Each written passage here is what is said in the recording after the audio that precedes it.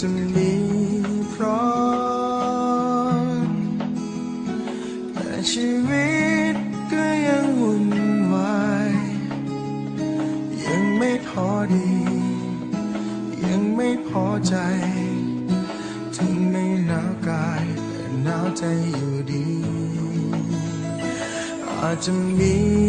น้อยแต่ไม่ขอให้มีมากมาย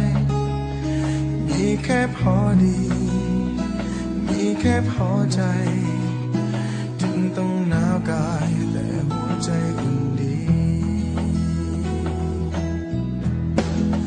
อุ่นใจแล้วแค่มีเธอกับฉันรักกันตลอดไปด้วยใจที่หวังดีอุ่นใจแล้วหนาวเย็นสักแค่ไหนเมื่อมีรักห่วงใจจะมีอะไรอุ่นกว่านี้อยู่ในความรักอาจจะเหมือนว่าไม่มีใครแต่รู้ว่ามีเธอที่เข้าใจถึงต้องหนาวกายแต่หัวใจอุ่นดี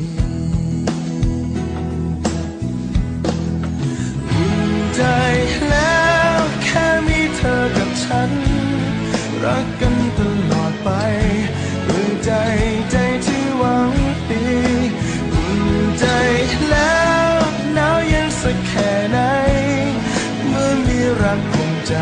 จะมีอะไรอุ่นกว่า